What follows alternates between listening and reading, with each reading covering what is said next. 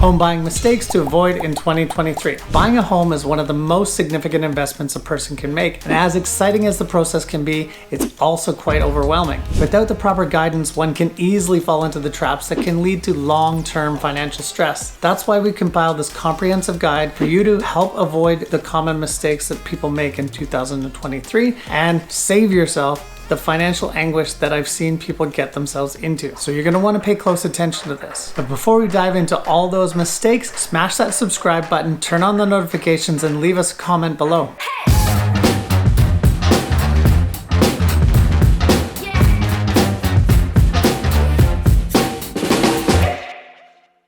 My name's Chris Cochran, veteran realtor, and we're gonna go over all the common mistakes that people make when they're purchasing a home and how to avoid them. Mistake number one, not getting pre-approved for a mortgage before you start shopping for your first home. So this should be the first stop on the home buying journey.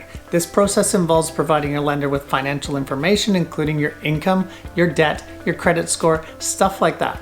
With this information, the lender is going to determine how much you can afford to qualify for, how much you can borrow, what your payments will be, and give you a budget so that you can avoid some headache and heartache by not getting committed to a property that you just simply can't afford.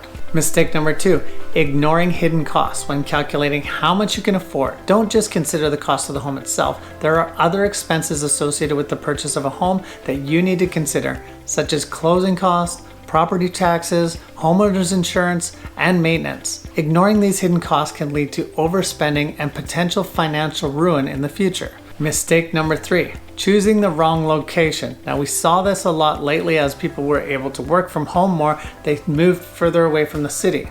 But now we're seeing those same people having to move back towards the city because all their offices and work are starting to call them back to work. A good location can add value to your investment while a poor location can decrease its value. Consider factors like neighborhood, proximity to schools, shopping, transportation, and crime rates. Choosing the wrong location can lead to regret and longer than necessary commutes. The next mistake I see people make a lot is not hiring a home inspector. This happened a lot lately when we're in multiple offers and people had to make their offer look more attractive than others. Hiring a home inspector is a crucial step in the home buying process. A home inspector can identify potential issues with the property that could affect its value, safety, livability, and skipping this step can result in unexpected repairs and expenses that you may not be prepared to handle. Again, in this busier market, another mistake that I see people do is falling in love with the first home that they see. While it's tempting to fall in love with the first home that you see, it's essential to keep an open mind and explore all your options. Rushing to make an offer on the first home can lead to disappointment, regret,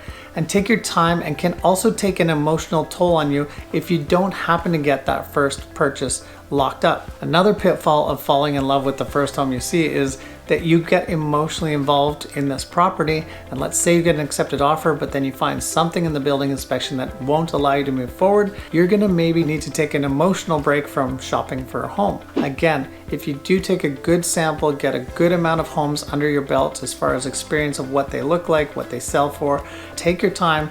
This can help avoid this emotional drain that missing out on a property can bring. Also, I see a lot of people not consider the resale value, so like an exit strategy for their property. So again, when you're emotionally excited about buying a property, you also need to be thinking about how that property is going to appeal to the masses or the next buyer so that you can move on to the next step of your life. Maybe it's 2 years, 5 years, 10 years down the road. All those things need to be taken into consideration because purchasing and selling a home is an expensive, long process. Also, if you're purchasing a strata property, now I see lots of people fall in love with the strata property, but the strata fees are just through the roof. And again, those don't tend to go down, they tend to go up. So you have to be mindful of the strata fees, what they include, how long since they were last increased, what the forecast looks like for the financial well-being of that strata property. Again, these are factors to take into consideration, but if you fall in love with something that's got a $600 or $700, maybe even a $1,200 a month strata fee, this is going to put some financial strain on you. Another common mistake that we see is once a person gets an accepted offer on a property, they feel this sigh of relief and then they go out and make another major purchase like a new car, and that messes with your credit report, and so that can actually come up to haunt you just before closing. Adds a lot of stress. So again, Just don't make any changes to your credit between the time you remove subjects to the time that you move in, because it'll make for a way smoother experience. Now, the last and biggest mistake that I see people make is not choosing a realtor that they feel comfortable with. They're not choosing a realtor at all. Just happen to be going through an open house, or they happen to call a listing agent. They just end up working with the first realtor that shows up and has a heartbeat. And that can be detrimental. So again, not having a good realtor that has your back can help you avoid all the other mistakes that I mentioned in here.